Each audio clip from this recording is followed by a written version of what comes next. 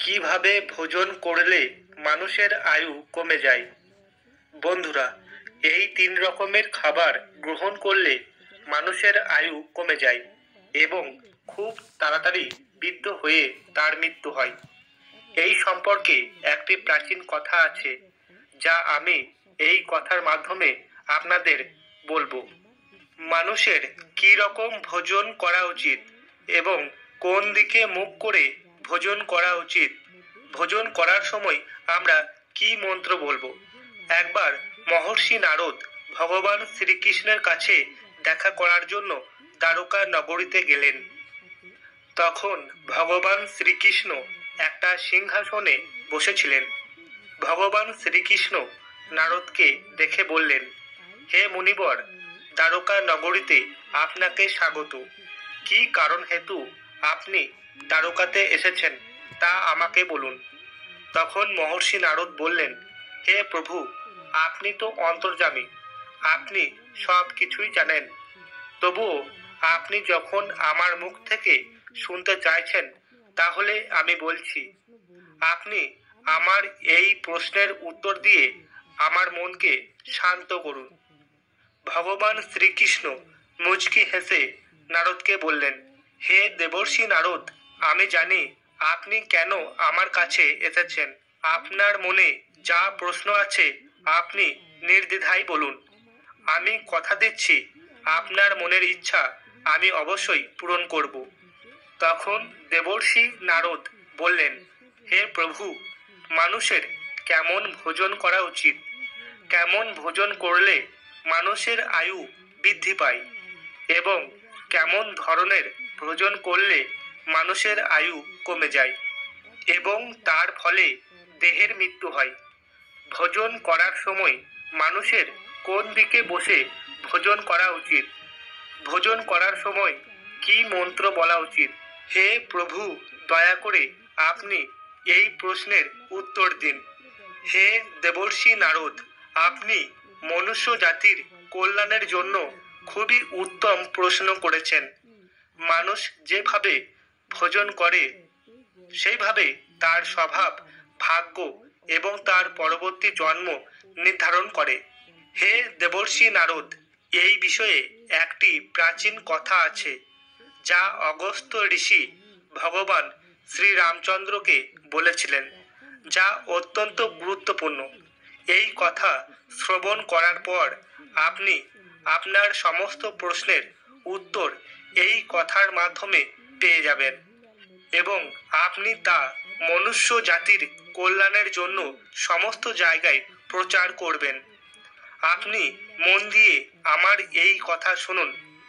যে আমার এই পবিত্র কথা মন দিয়ে শুনবে, তার আয়ু বৃদ্ধি পাবে এবং ধন সম্পত্তি পাবে। নারদজি বললেন, হে ভগবান, আমি আপনার এই পবিত্র কথা মন দিয়ে শ্রবণ করব এবং পৃথিবীতে গিয়ে তা প্রচার করব। দয়া করে এবার আপনি শুরু করুন। ভগবান শ্রীকৃষ্ণ বললেন, প্রাচীনকালে একটি ঘন জঙ্গল ছিল। সেই ঘন জঙ্গলের আকার 1000 যোজন ছিল, কিন্তু সেই জঙ্গলের মধ্যে কোনো পশু এবং পাখি ছিল না। সেখানে শুধুমাত্র বড় বড় এবং ছোট বৃক্ষ ছিল। কোনো পশু পাখি সেই জঙ্গলে যেত না।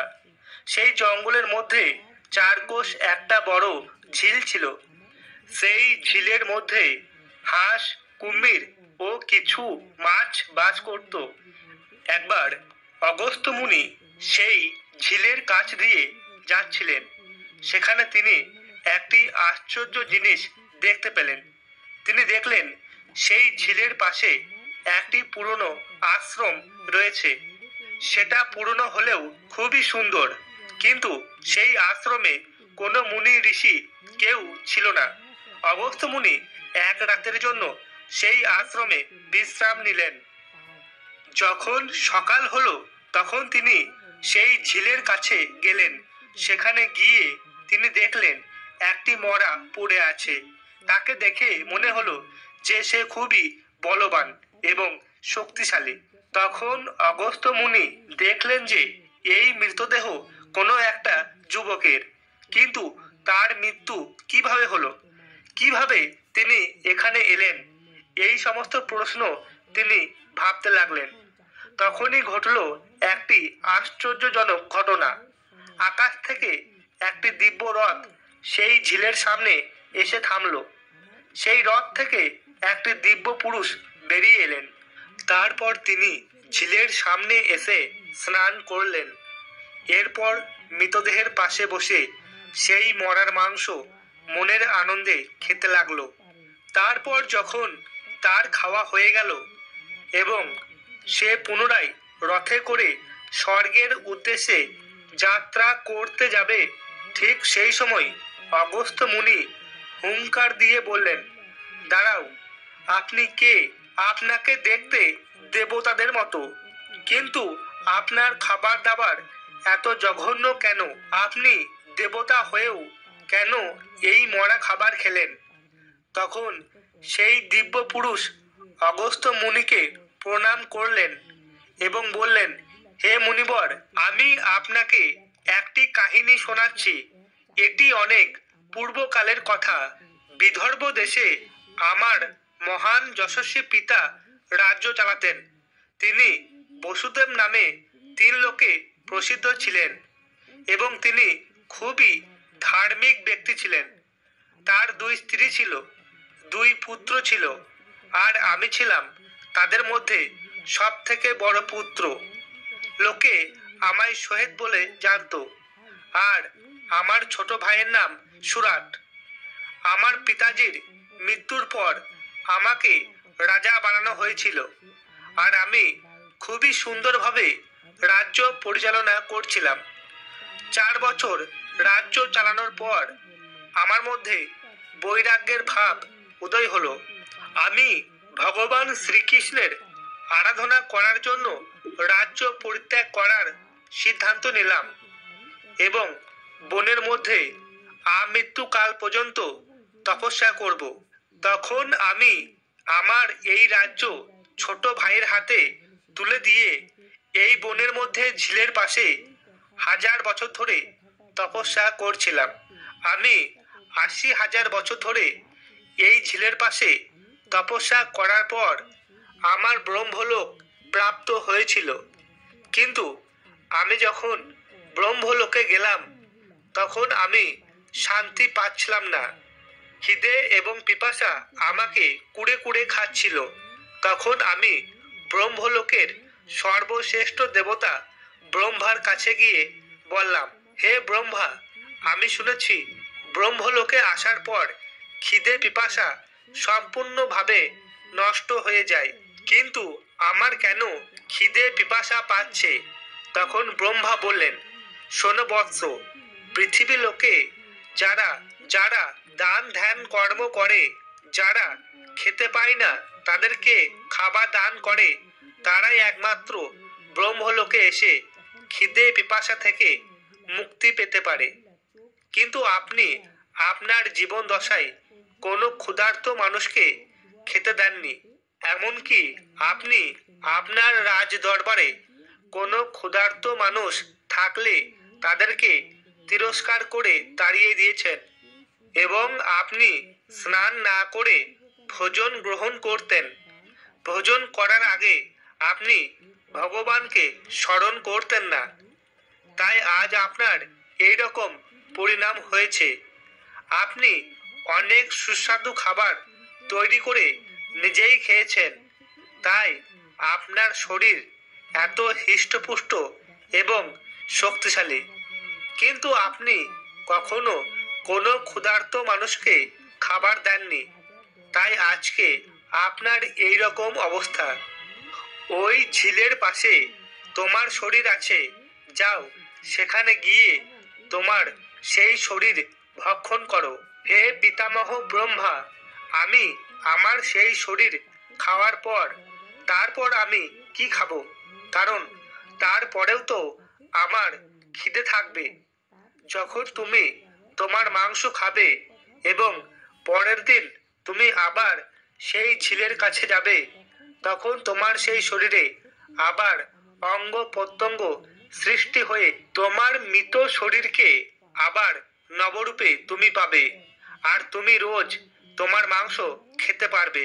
এইভাবে তুমি যখন তোমার মাংস 100 বছর ধরে খাবে, তখন তোমার সাথে অগস্ত্য মুনির দেখা হবে, আর সেই অগস্ত্য মুনি তোমাকে উদ্ধার করবে। তখন সোহেদ বলল, হে মুনিবর, আমি সেই থেকে আপনার অপেক্ষা করছি। আপনি কখন এসে আমাকে উদ্ধার করবেন, আমি সেই আশায় বসে আছি এবং 100 বছর ধরে সেই মাংস খেয়ে যাচ্ছি। তখন অগস্ত্য মুনি বললেন, হে রাজন, ভগবান আপনার প্রার্থনা শুনেছেন। আমি সেই অগস্ত্য মুনি। ভগবান শ্রীকৃষ্ণের ইচ্ছায় আমি এখানে উপস্থিত হয়েছি। এবার বলো, আমি তোমাকে কিভাবে সাহায্য করতে পারি? এই কথা শুনে সোহেদ অত্যন্ত খুশি হয়ে বললেন, হে মুনিবর, আপনি আমার এই সোনার অলংকার স্বীকার করুন, তবেই আমি এই পাপ থেকে মুক্তি পেতে পারবো। এরপর অগস্ত্য মুনি প্রসন্ন হলেন এবং যখনই সেই অলংকার সোহেদ অগস্ত্য মুনিকে দিলেন, সঙ্গে সঙ্গে তার মৃতদেহ উধাও হয়ে গেল। সোহেদ এখন দান না করার ফলস্বরূপ যে কষ্ট ভোগ করছিলেন, সেই দান করার কর্মফল থেকে সম্পূর্ণরূপে মুক্ত হয়ে রথে করে আকাশ পথে চলে গেলেন। তখন ভগবান শ্রীকৃষ্ণ দেবর্ষি নারদকে বললেন, হে দেবর্ষি নারদ, সেই দান না করার জন্য এই কষ্ট ভোগ করছিলেন। এখন আমি আপনাকে সেই কথা বলতে যাচ্ছি যে কিভাবে মানুষের ভোজন করা উচিত। মানুষ যখন ভোজন করবে, তখন খাবারের কিছু অংশ মাটিতে রাখা উচিত, কারণ দেবতা, পশু পাখি, ভূত প্রেত, দানব, সর্বত্র পিতৃপুরুষ যে তার কর্মবন্ধনে আবদ্ধ হয়ে আছে, তারা সকলেই যেন সেই অন্ন পায়।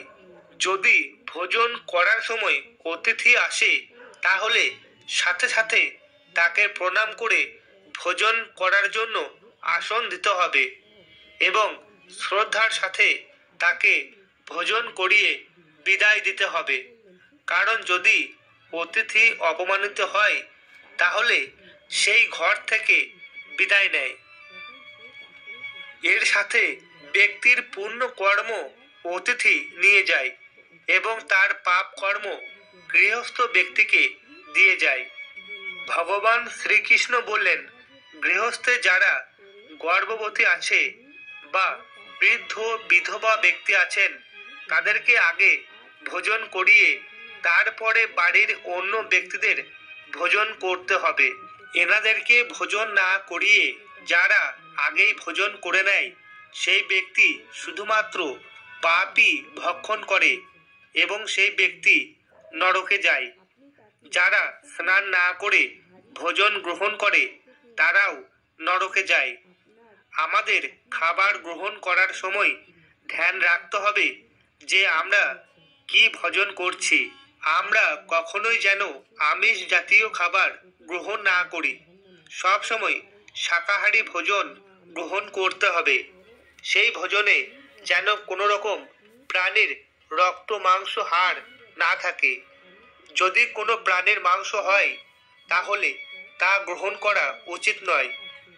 মানুষকে সবসময় পূর্ব দিকে বসে ভোজন গ্রহণ করতে হবে। পূর্ব দিকে মুখ করে বসে ভোজন করলে তার আয়ু বৃদ্ধি পায়। পূর্ব দিকে সূর্যদেবের উদয় হয়, আর সেই সূর্যদেব মানুষটাকে শক্তি প্রদান করে, যার শক্তিতে সে অনেক বেশি বলবান হয়ে ওঠে এবং সে এই পৃথিবীতে অনেক দিন পর্যন্ত বেঁচে থাকে। যার বিদ্যার জ্ঞানের দরকার, সে উত্তর দিকে বসে ভোজন করতে পারে। যে উত্তর দিকে বসে ভোজন গ্রহণ করে, সে মাতা সরস্বতী দেবীর কৃপা লাভ করে। কিন্তু আমাদেরকে মনে রাখতে হবে যে কখনোই দক্ষিণ দিকে বসে ভোজন গ্রহণ করা উচিত নয়, কারণ দক্ষিণ দিকে হচ্ছে যমের দুয়ার। দক্ষিণ দিকে বসে ভোজন করলে আমাদের আয়ু কমে যায় এবং তাড়াতাড়ি মৃত্যু হয়। তাই কখনোই দক্ষিণ দিকে বসে ভোজন গ্রহণ করা উচিত নয়। এই ভোজন দুর্ভাগ্যকে নিমন্ত্রণ করে এবং সে সবসময় দুঃখী থাকে। ভোজন সবসময় শুদ্ধ এবং পরিষ্কার থালায় করতে হবে, না হলে মাতা লক্ষ্মী তাকে ছেড়ে চলে যাবে।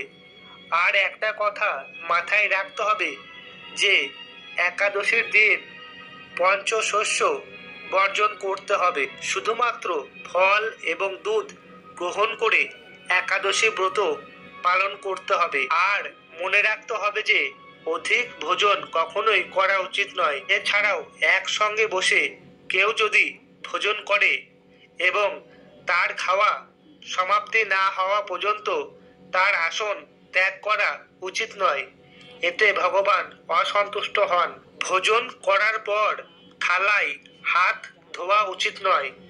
থালায় হাত ধুলে মাতা লক্ষ্মীকে অপমান করা হয়।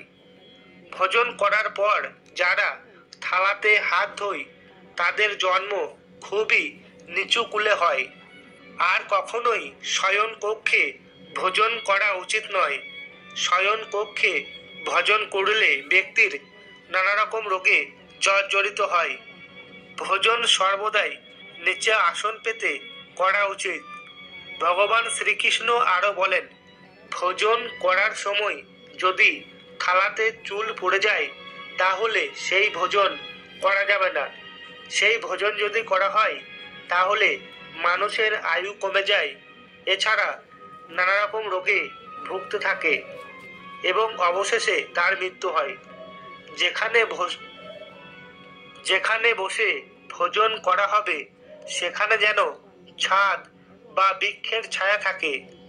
ভোজন করার সময় কখনোই এক বস্ত্রে বা উলঙ্গ হয়ে করা উচিত নয়। আর ভগবান শ্রীকৃষ্ণ এর সাথে একটি মহৎ কথা বলেছেন, আমরা যা কিছু আহার করব তা সবার আগে ভগবান শ্রীকৃষ্ণের চরণে নিবেদন করব, তারপর সেটা গ্রহণ করব।